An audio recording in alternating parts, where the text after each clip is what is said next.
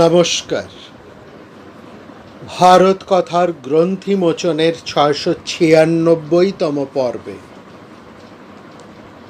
আপনাদের সবাইকে জানাই সাদর সম্ভাষণ। মহামতি অনন্তলালের পরম আশীর্বাদে আমরা শুনে চলেছি পূর্ণ ভারত কথা। ভারত কথায় আমরা উপস্থিত কুরুক্ষেত্রের মহাযুদ্ধে কর্ণ তিনি কৌরব কুলের সর্বাধিনায়ক পদে বৃত হয়েছেন এবং তার নেতৃত্বে আজকের মহাযুদ্ধ। এখানে এই কর্ণ সম্পর্কে আলোচনার প্রাক্কালে আমরা কিছু আলোচনা করছিলাম কর্ণকে নিয়ে।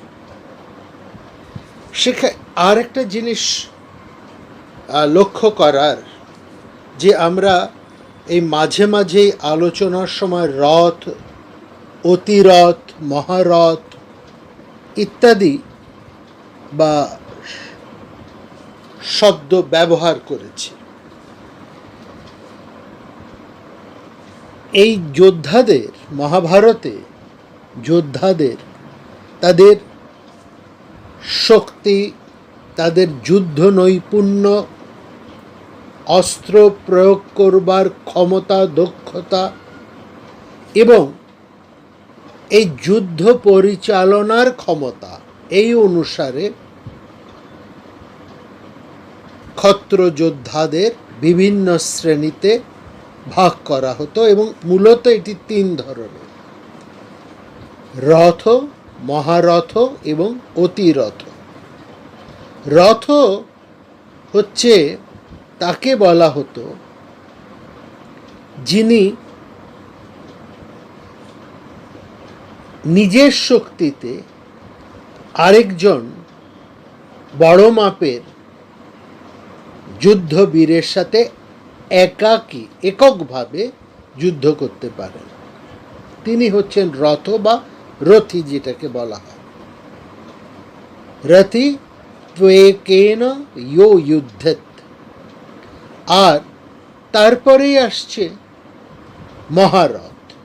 মহারথ হচ্ছেন যিনি একাধারে 10,000 যোদ্ধার সাথে যুদ্ধ করতে পারেন। তিনি হচ্ছেন তার অস্ত্র নৈপুণ্যে প্রবীণতম এবং তার ক্ষমতা এতটাই, তার শক্তি ক্ষমতা এতটাই, যুদ্ধ পরিচালনার দক্ষতা তার এত উন্নত মাপের যে তিনি একা 10,000, তার বিপরীতে 10,000 যোদ্ধার সাথে যুদ্ধ করতে পারেন। এ হচ্ছে মহারথ। এই মহারথের উপরেও রয়েছেন অতিরথ। অতিরথ যে কোনো সংখ্যক শত্রুর সাথে যুদ্ধ করতে পারেন, অর্থাৎ অপরিমিত শত্রুপক্ষের যোদ্ধার সাথে তিনি একাই যুদ্ধ করতে পারেন। অমিতান ইয়োয়দ ইয়স্তু সম্পৃক্তঃ অতিরথস্তু সহ। অর্থাৎ অমিত বীর তিনি, অমিতান ইয়োয়দ, অমিত সংখ্যক অর্থাৎ অপরিমিত, যার কোনো সংখ্যা গোনা যায় না। রথী হচ্ছে 1:1, একের বিরুদ্ধে এক। মহারথ হচ্ছে 10,000 এর বিরুদ্ধে একা যুদ্ধ করতে পারে। আর তিনি অতিরথ, যিনি যে কোনো সংখ্যক যোদ্ধার বিরুদ্ধে যুদ্ধ করতে পারে। যেমন অর্জুন হচ্ছেন অতিরথ। তিনি একলা সংশক্ত, এক অক্ষৌণী, দুই অক্ষৌণী যুদ্ধের বাহিনীর বিরুদ্ধে তিনি একা যুদ্ধ করছেন। অপরিমিত যোদ্ধার সাথে তিনি যুদ্ধ করতে সক্ষম।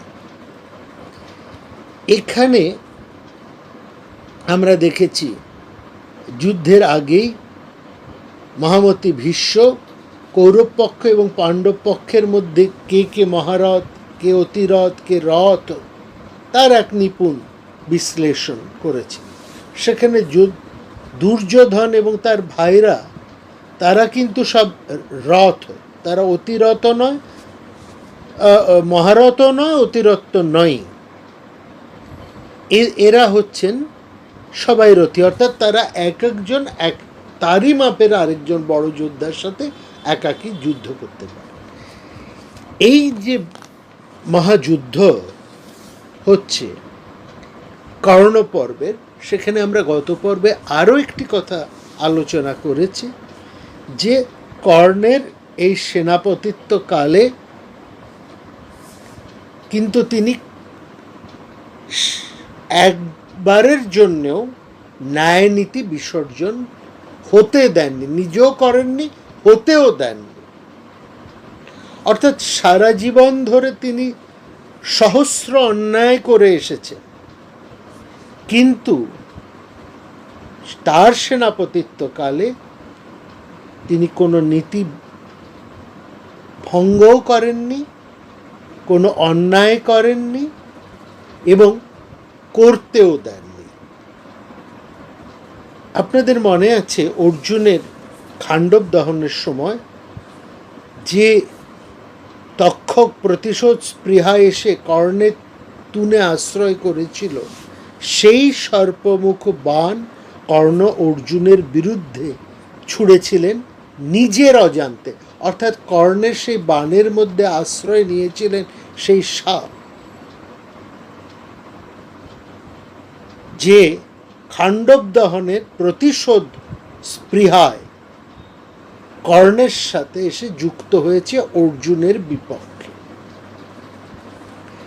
এবং এটা কর্ণ কিন্তু জানতেন না, কর্ণের অজ্ঞাতে। ব্যাপারটা হচ্ছে এরকম, সেই যে খাণ্ডব দহন যুদ্ধ হয়েছিল, তখন সেই খাণ্ডব দহন যুদ্ধের সময় সেখানে প্রচুর সর্প জাতির, অর্থাৎ আমরা মহাভারতে দেখেছি এরা হচ্ছে আদিম জনজাতি, তারা বসবাস করতেন। মহাভারতের সর্বত্রই আদিম জনজাতিরা ছড়িয়ে আছে। এই যে হস্তিনাপুর, এটিও আদিম জনজাতিদের স্থান, সেখান থেকে তাদেরকে সরানো হয়েছে এবং ফলে এই আর্য এবং আদিম জনজাতিদের মধ্যে একটা বিরোধের সৃষ্টি হয়েছে। এই বিরোধ যে কেবল পাণ্ডবদের সাথে হয়েছে তা নয়, এই বিরোধ কৃষ্ণের সাথে হয়েছে। কৃষ্ণ এই নাগ জাতিদেরকে সরিয়েছেন, কালীয় নাগ দমন ইত্যাদি ইত্যাদি তারই উদাহরণ। এবং এই নাগেরা অনেক সময়, পরবর্তী সময় অনেক সময় এই আর্যদের বন্ধু হয়েছিল।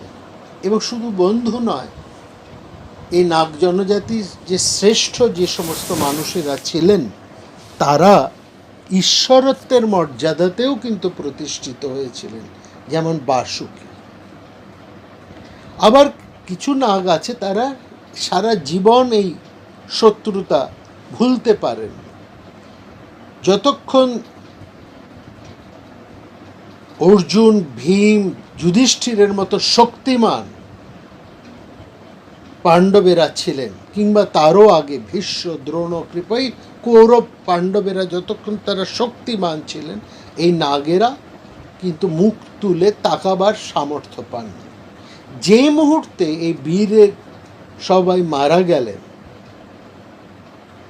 কৌরব পাণ্ডব উভয় কুলে, তখন কিন্তু আমরা আবার দেখছি এই নাগেরা, এই সর্পজাতির মানুষেরা, তারা প্রতিশোধ স্পৃহা আবার জেগে উঠেছে। সেখানে আমরা এই পরীক্ষিত, জনমেজয়, এদের সর্পযজ্ঞের সর্পনিধন বা নাগের হাতে পরীক্ষিতের মৃত্যু ইত্যাদি ইত্যাদি ঘটনা আমরা দেখেছি। অর্থাৎ এই কুরু পাণ্ডবেরা দুর্বল হয়ে গেলে এরা আবার তাদের প্রতিশোধ স্পৃহায় জেগে উঠেছে। ঠিক সেই প্রতিশোধ স্পৃহাতে সেই খাণ্ডব দহনের যে সর্প, তিনি এসে কর্ণের অলক্ষ্যে কর্ণের সাথে যোগ দিয়েছেন। এবং কর্ণ যখন অর্জুনের সাথে যুদ্ধ করছেন, অর্জুনের সাথে কর্ণের যখন ভীষণ সমর যুদ্ধ হচ্ছে, তখন কর্ণের অলক্ষ্যে, এটা মহাভারত খুব পরিষ্কার করে বলেছে যে কর্ণের অলক্ষ্যে না চাপিতং বুবুধে সূতপুত্র, কর্ণের অলক্ষ্যে এই সর্পজাতির এই পুরুষটি আততায়ীর বেশে অর্জুনকে গুপ্ত হত্যার চেষ্টা করেছিলেন। যখন অর্জুন কর্ণের সাথে যুদ্ধে ভীষণভাবে মগ্ন, এই কর্ণ এবং অর্জুন উভয়েরই অসতর্ক মুহূর্তে, কর্ণের অজ্ঞাতে এবং অর্জুনের অসতর্ক মুহূর্তে এই নাগ জাতির এই সর্প সেই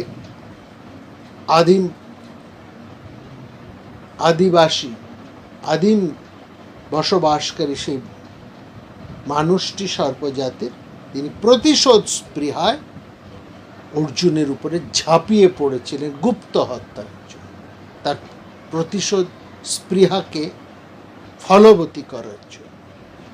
লক্ষ্য করে ফেলেছিলেন কৃষ্ণের দৃষ্টি এড়ায়নি, ফলত অর্জুন রক্ষা পান।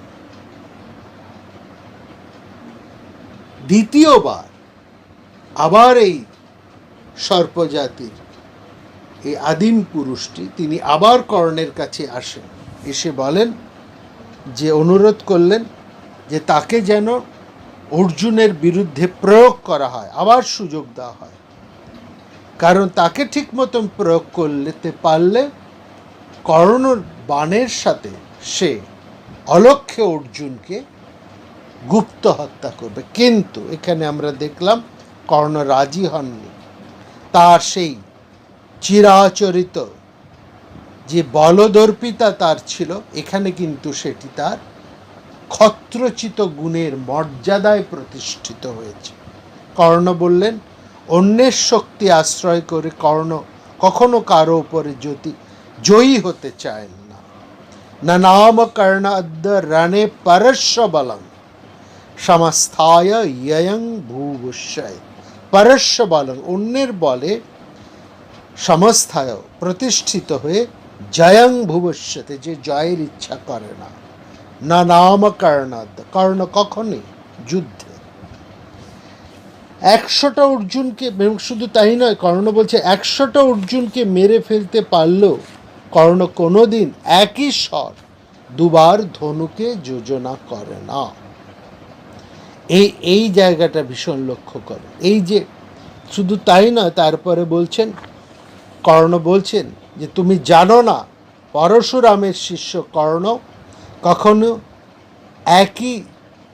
একই ধনুকে পরপর একই স্বর যোজন করে না, সন্ধান করেন না। দ্বিসন্দধাতি নশরং হরশিষ্য শিষ্য।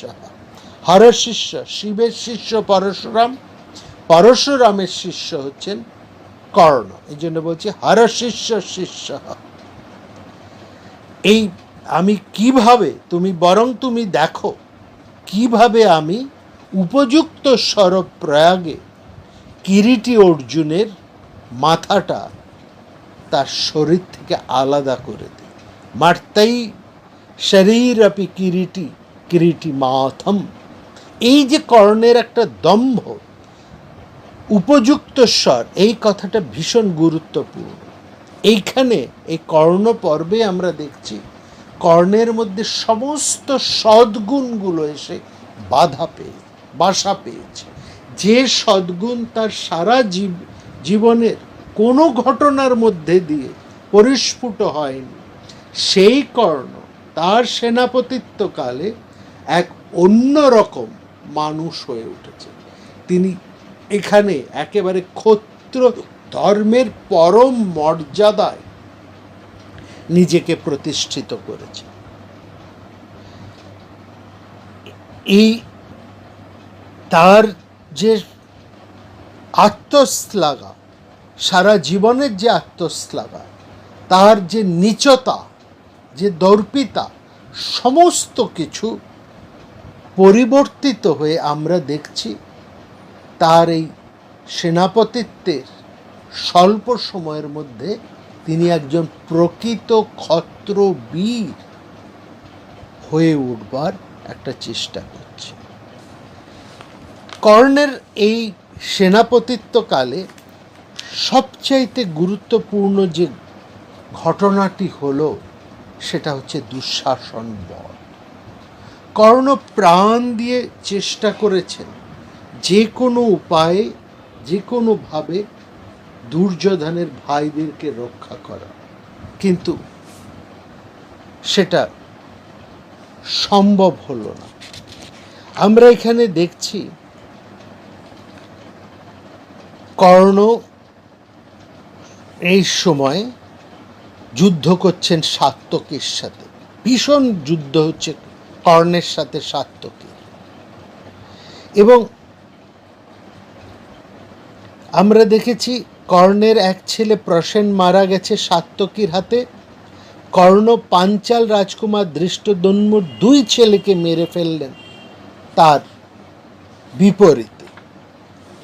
এবার অর্জুনকে নিয়ে এলেন কৃষ্ণ একেবারে কর্ণের সামনে। অর্জুনকে এগোতে দেখে ভীম তার পেছনে পেছনে দৌড়লেন, যাতে কর্ণের সঙ্গে যুদ্ধে অর্জুন কোনো বিপদে না পড়ে। ওই দিকে সাত্যকীও কিন্তু কর্ণকে ছাড়ছেন না, তিনি কর্ণকে বিব্রত করে চলেছেন অস্ত্রঘাতে। কর্ণ অবশ্য একা নয়, কর্ণকে রক্ষা করার জন্য আমরা দেখলাম বিভিন্ন দিক থেকে কৃতবর্মা, কৃপাচার্য, দুঃশাসন, এরাও 4 দিক থেকে কর্ণকে ঘিরে তাকে রক্ষা করে চলেছে। এই মধ্যে একটা হঠাৎ অন্য রকমের ঘটনা ঘটে গেল। কি দেখলাম আমরা এই মহাযুদ্ধের মধ্যে? হঠাৎ কি খেয়ালে দুঃশাসন নির্ভয়ে আক্রমণ করে ফেললেন ভীমকে। তথাগতে ভীম অভীবস্তম আত্মজ সসার রাজবরজ কিরণচ্ছরৈ। আসলে দুঃশাসনের এই দুঃশাসনীয় সাহস কিন্তু যুদ্ধক্ষেত্রে আগে কখনো দেখা যায়নি। তিনি পালাতে ব্যস্ত থাকেন সবসময় রণভঙ্গ দিয়েছেন, এবং তার এই রণভঙ্গ দেওয়াটা এতটা বেশি হয়েছে যে আমরা একসময় দেখেছি দ্রোণাচার্য এই পলায়নপথ দুঃশাসনকে একেবারে ধরে নিয়ে এসে যুদ্ধক্ষেত্রের মধ্যে বলছে, পালাচ্ছ কেন তুমি? তুমি দেখছো তোমার চোখের সামনে কিভাবে সৈন্য সামন্তরা তারা বিপর্যস্ত হয়ে পড়ছে, আর তুমি যুদ্ধক্ষেত্রে পালাচ্ছ? দ্রোণ বলছে, আরে দুঃশাসন, তুমি না কুলবধূ দ্রৌপদীকে অপমান করে বলেছিলে তোমাকে পাশার চালে জিতেছি, তুমি আমাদের দাসী। হ্যাঁ, এখন সেই দুঃশাসন তুমি পালাচ্ছ? হ্যাঁ, তুমি কি সেই সময় তো দ্রৌপদীকে বলেছিলে যে তোমার স্বামীরা কিছুই করার ক্ষমতা থাকে না, তারা এক একটা নপুংসক ষণ্ডতিল। এত বড় কথা বলে আজ তুমি দুঃশাসন যুদ্ধ ছেড়ে কেন পালাচ্ছ? দুঃশাসনৈব উক্তাতং পূর্বং কস্মাৎ পলায়সে। কেন পালাচ্ছ তুমি? হ্যাঁ, এই সাত্যকী তো পাণ্ডব নয়, পাঞ্চালও নয়, সেই সাত্যকীর সঙ্গে যুদ্ধে তুমি পালাচ্ছ। এরপরে তুমি কি করবে? যখন অর্জুন আসবে, ভীম আসবে, তখন তুমি কি করবে? একং সাত্যকী অসাধ্য কথং ভীতোষি সংযুগে। তখন পাশার চাল ছেলে পাণ্ডবদের তুমি জিতেছিলে, তখন বোঝনি ওই চালগুলো এখন কেমন ধনুকের স্বর হয়ে তোমার কাছে পরপর ফিরে আসছে। তুমি পাণ্ডবদেরকে কি না অসম্মান করেছ, কিভাবে তুমি ধর্ষণ করার চেষ্টা করেছ দ্রৌপদীকে, কত মেজাজ দেখিয়েছিল, এখন সেসব কোথায় গেল? তোমার গলা দিয়ে তো কোনো শব্দই বেরোচ্ছে না। কাতে মানুষছে গর্বশ্চ কাতে তদ বীর গর্জিতম। এইবার দ্রোণ বলছেন, না, তুমি তো পালাতে পারো না, তোমাকে পালাতে দেওয়া হবে না। একা সাত্যকীর সঙ্গে যুদ্ধ করতেই যদি তুমি পালিয়ে যাবার ইচ্ছে করো, তাহলে যখন অর্জুন আর ভীমের সাথে মুখোমুখি যুদ্ধ করতে হবে তখন তুমি কি করবে? তদা তৎ কিং করিষ্যসি। তোমাকে তো আমি এইভাবে যুদ্ধ থেকে পালাতে দিতে পারি না, তোমাকে যুদ্ধ করতেই হবে। হ্যাঁ, আর হয় তুমি যুদ্ধ করো, আর যদি পালাবেই পালানোই যদি তোমার বুদ্ধি হয়, তাহলে তুমি যুধিষ্ঠিরের হাতে পাণ্ডবদের রাজ্য ফিরিয়ে দাও, ফিরিয়ে দিয়ে তারপর তুমি পালাও। তবে আমি বলবো, সাপের বিশেষ সামনে অর্জুনের বাণগুলো যতক্ষণ না তোমার মাথার উপর এসে পড়ে, তার আগে তুমি ভালো কাজটা সেরে ফেলো। যত ঝগড়াঝাটি সেগুলো বরং মিটিয়ে ফেলো। তাবৎ সংসাম পাণ্ডবই, বিবাদ ঝগড়া মিটিয়ে ফেলো, এই শেষ কথাটা তাবৎ সংসাম্য পাণ্ডবই, এই কথাটা ধ্রুবপদের মতন বারবার দ্রোণাচার্য উচ্চারণ করেছে।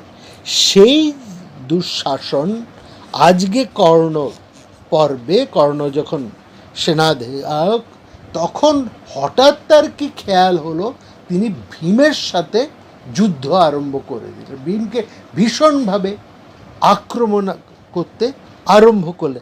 আসলে কি পাশে কর্ণ আছে দেখে দুঃশাসনের এত দুঃসাহস হলো? আর ভীম কি ছেড়ে দেবার কথা? তিনি দুঃশাসনকে দেখেই সবেগে তার দিকে ছুটলেন। তার এই ছোটাটা মহাকবি বর্ণনা করছেন যেমন একজন ভীষণ ক্ষুধার্ত, বহুদিনের ক্ষুধার্ত সিংহ হঠাৎ একটা ছোট মাংসল হরিণকে যদি দেখতে পায়, তাহলে বহুদিনের ক্ষুধার্ত সিংহ যেভাবে ঝাঁপিয়ে পড়েছে সে ছোটে, মহারূরং সিংহং ইবা ভিপেদিবান, সেই একই রকম ভাবে ভীম ছুটেছেন দুঃশাসনের দিকে। এবং লক্ষ্য করার মতন এখানে মহাভারতকার বলছেন, ভীমের হাতে গদা নয়, ভীম ছুটেছেন ধনুর্বাণ নিয়ে সেই দুঃশাসনের দিকে। আর দুঃশাসনও হঠাৎ কি তার বুদ্ধি বিভ্রমই বলবো আমরা, কি বুদ্ধি বিভ্রম ঘটল, তিনি ভীমকে আক্রমণ করে বসল। এবং এখানে দেখছি ভীমের সাথে দুঃশাসনের প্রচণ্ড যুদ্ধ আরম্ভ হয়ে গেছে, এক ভয়ঙ্কর যুদ্ধ।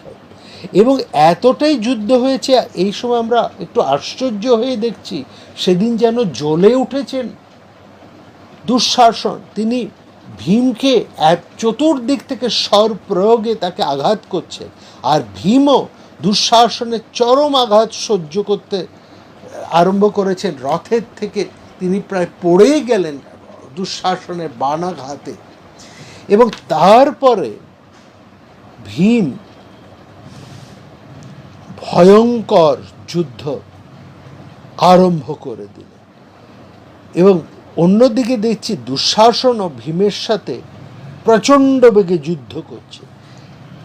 যুদ্ধ করতে করতে এক সময় ভীম আর সুযোগ দিলেন না দুঃশাসনকে, তিনি তার গদাটিকে এবার হাতে তুলে নিলেন।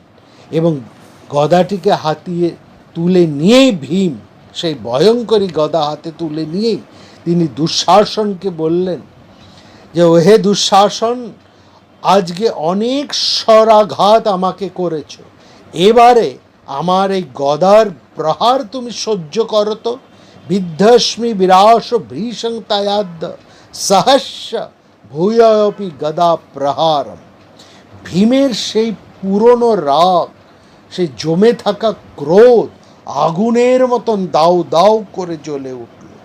দুঃশাসনের যোদ্ধা, যাকে ভীম কোনো কালই গণনার মধ্যে আসেনি, তাকে এবার যুদ্ধক্ষেত্রে পেয়ে বললেন, ভীম, আজকে এই যুদ্ধক্ষেত্রে আমি ভীম, আমি বলছি, আমি তোর রক্ত পান করে ছাড়ব।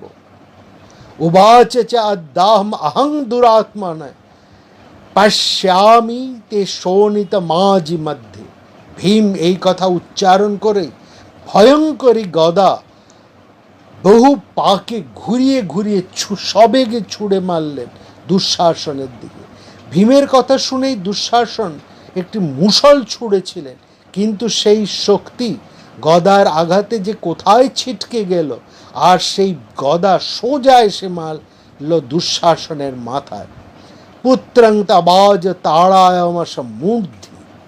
ভীমের নিজস্ব শক্তির বেগ গদার মধ্যে সঞ্চারণ করে তিনি যে প্রচণ্ড বেগে দুঃশাসনের দিকে ছুঁড়ে মারলেন সেই গদার আঘাতে দুঃশাসন 10 হাত গিয়ে ছিটকে পড়ল। তার ঘোড়া মরল, রথ চুরমাচুর হয়ে গেল, আর তার বুকে আটা বর্ম একেবারে টুকরো টুকরো হয়ে গেল। তার পরিধানের বেশ বাস, গলার সোনার মালা সব ইতস্তত ছিন্ন ভিন্ন।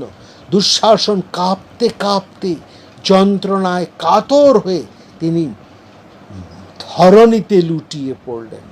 তায়াহত পতিত বেপমান দুঃশাসন গদায়া বেগত বত্তা। এক গদার আঘাতে দুঃশাসন লুটিয়ে পড়লেন মাটিতে। মুহূর্তের মধ্যে ভীমের মধ্যে সেই অতীতের ক্রোধ সঞ্চারিত হয়ে উঠল। দ্রৌপদীর চুলের মুঠি ধরে নিয়ে এসেছিল এই পাপিষ্ঠ, আর ভীমকে বিনা কারণে গরু গরু বলে উপহাস করেছিল এই দুঃশাসন। আমরা দেখছি ভীম এর হৃদয়ের সেই পুঞ্জীভূত অগ্নি দাউ দাউ করে জ্বলে উঠল।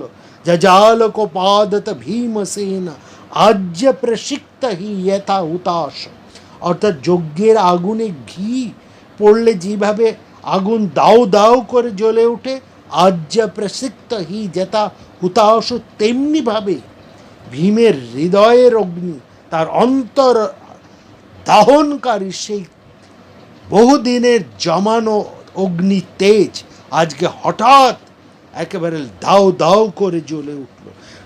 ভীম তার সমস্ত শরীরকে চতুর্দিকে বিস্ফারিত করে চিৎকার করে উঠে বললেন, কর্ণ, কৃপ, কৃতবর্মা, অশ্বত্থামা এবং অবশ্যই দুর্যোধনের উদ্দেশ্যে বললেন, তোমাদের যদি ক্ষমতা থাকে সবাই মিলে এসো, আমি একা এই দুঃশাসনকে মারতে যাচ্ছি। দেখে কার কত শক্তি, আমার হাত থেকে আজকে দুঃশাসনকে বাঁচাও।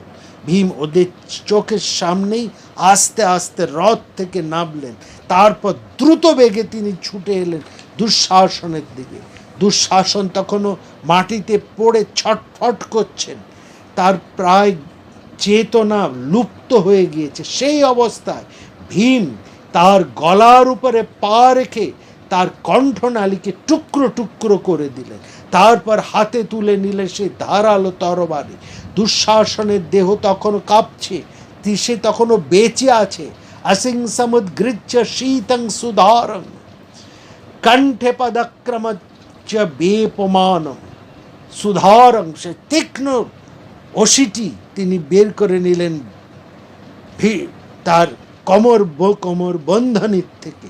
তারপরে যেন একেবারে তাড়িয়ে তাড়িয়ে যেমন ভাবে শত্রুকে বধ করে, প্রতিশোধ স্পৃহায় ক্ষিপ্ত, সেই রকমভাবে ভীম এই একটু একটু করে দুঃশাসনকে সমস্ত জ্বালার, তার এত দীর্ঘদিনের জ্বালার উপশম ঘটিয়ে তাকে মারতে আরম্ভ করলেন ভীম। আর রজস্বলা দ্রৌপদীকে রাজসভায় এনে ফেলেছিলেন দুঃশাসন। সেই দিন তো ঠিক একই রকমভাবে তিনি সেই অসভ্যতাটা করে চলেছেন। একেবারে দ্রৌপদীকে যত রকমভাবে অসভ্যতা করা যায় সেই অসভ্যতা করে করে তার মজা লুটছিলেন এই দুঃশাসন। সেদিন পণের শর্তে ভীম এবং যুধিষ্ঠিরের আদেশে চুপ করে দাঁতে দাঁত ঘষে সহ্য করছিলেন। সেই সমস্ত জমে থাকা ক্রোধ আজ আগুনের মতন সঞ্চারিত হয়ে বেরিয়ে এলো প্রতিশোধের অনল দীপ্তিতে। দুঃশাসনের গলায় পা রেখে ভীম চিৎকার করে উঠলেন, এই কণ্ঠনালীর স্বরেই আমাকে না গরু গরু বলে উপহাস করেছিলে, আর তোমার দাদা দুর্যোধন তার বন্ধু তার একই সঙ্গে তাতে যোগ দিয়েছিল। উবাচে তদ গৌরিত ইয়দ ব্রুবাণ হৃষ্টবদ কর্ণ সুযোধনব্বম। দেখি আবার সেই গলার দিয়ে শব্দ বের করো তো। পা দিয়ে গলার নলি চেপে ধরে তার কণ্ঠনলিকে একেবারে চুরমাচুর করে দিলেন ভীম। ভীমের কথায় এবার দু হাতের সেই দুঃশাসনের সেই অন্যায়ী দুটি হাতের কথা উঠে এলো। ভীম বললেন, এবার বলো তো কোথায় সেই তোমার হাতটা, যে হাত দিয়ে তুমি রাজসূয়ের অভিষাক আর্দ্রশির দ্রৌপদীর মাথার চুল আকর্ষণ করেছিল, সেটা কোন হাত? আমি ভীম জিজ্ঞেস করছে কোন সময়, সেই কোন হাতে তুমি সেই দ্রৌপদীর যজ্ঞের জলে ধোয়া কেশরাশিকে তুমি আকর্ষণ করেছিলে? তে পানি না কতরে নাবকৃষ্টা স্তদ ব্রূহি ত্বং পৃচ্ছতি ভীমসেন। ভীমসেন জিজ্ঞেস করছে, বলো। উত্তর দেবার কোনো ক্ষমতা নেই দুঃশাসনে খরার স্বর স্তব্ধ হয়ে আছে, তার নিথর চোখ শুধু অনিমেষে তাকিয়ে আছে ভীমের দিকে। দুঃশাসন ভীমসেন নিরক্ষ। কিন্তু দুঃশাসন তো দুঃশাসনই। এই দুঃশাসনের এই দুঃশাসনীয় পরিচয়টি কিন্তু আমাদের এই মহাভারতের পূর্ব পাঠে নেই, বরং মহাভারতের পশ্চিম পাঠে তার সেই বর্বরচিত চরিত্রটাকে কিন্তু ফুটিয়ে তুলেছে। অর্থাৎ মরতেও এদের স্বভাবের কোনো নষ্ট হয় না। সেই পশ্চিম পাঠের মধ্যে আমরা দেখছি, সেখানে দেখা যাচ্ছে যে দুঃশাসন এই মরতেও সে কিন্তু চিৎকার করে উঠে বলছে যে আমি মেরেছি এই হাত দিয়ে। এই ভীমের উত্তরে সেই দুঃশাসন বলে চলছে যে এই সেই হাত, মানে তার কণ্ঠস্বর এখন সেরকম উচ্চকিত নয়, স্বর ভীষণ একেবারে একটা কোনো মতে চিহি করে সেই শব্দটা বেরোচ্ছে। সেই শব্দ উচ্চারণ করেই পাপিষ্ঠ দুঃশাসন এখনো বলে চলেছেন সদর্পে, বলছে এই সেই হাত, এই হস্তিশুণ্ডের মতন এই মসৃণ হাতেই আমি শত সহস্র ব্রাহ্মণকে গোদান করেছি, এই হাতেই আমি শত্রু ক্ষত্রিয়দের হত্যা করেছি, এই হাতেই আমি প্রিয়তমা রমণীদের স্তনমর্দন করেছি। অয়ং করাকার পীনস্তন বিমর্দন। অর্থাৎ ধর্ম অর্থ কামের সম্যক উপভোগ করেছি আমি এই হাতে। দান ধ্যান করে ধর্মের উপাসনা করেছি, ক্ষত্রিয় ধ্বংস করে সমৃদ্ধির অর্থ ভোগ করেছি, আর সুন্দরী রমণীদের শরীর উপভোগ করে কামের পরিতৃপ্তি করেছি। অর্থাৎ দুঃশাসনীয় পরিতৃপ্তির যে একটা ছবি, সেটা যেন এই মহাভারতের এই পশ্চিমা পাঠের মধ্যে দিয়ে দুঃশাসনের এই মৃত্যুমুখী দুঃশাসনের কথার মধ্যে দিয়ে সেই দুঃশাসনীয় পরিতৃপ্তির সব ব্যঞ্জনাটাই ফুটে তুলেছে। মরে যাবার সময়ও এই দুঃশাসনীয় মানুষদের স্বভাবের এতটুকু পরিবর্তন হয় না। তারা তখনও মরণান্তিক এক ভীষণ আস্ফালনের মধ্যে দিয়েও তারা সেই তাদের হীন প্রবৃত্তির কথা এক আস্ফালন মন্ত্রের মতনই উচ্চারণ করে চলে। এখানে সে তখনই বলে চলেছে, আমি কুরুকুলে প্রধান পুরুষ এবং এই উন্মুক্ত সভায় বসেই তোমাদের সবার সামনে আমি দ্রৌপদীর কেশ আকর্ষণ করেছি। পশ্চাৎং কুরু মুখানাং যুষ্মাকঞ্চ সদম। এই যে গর্ভোক্তি, অয়ঙ্করিকার পিনস্তন বিমর্দন, এইখানে আমরা দুঃশাসনের প্রবৃত্তিহীন প্রবৃত্তিটাকে স্পষ্ট করে আমরা দেখতে পাই। এইখানে আমরা দেখছি ভীম তারপরে আর এতটুকু সময় দেননি।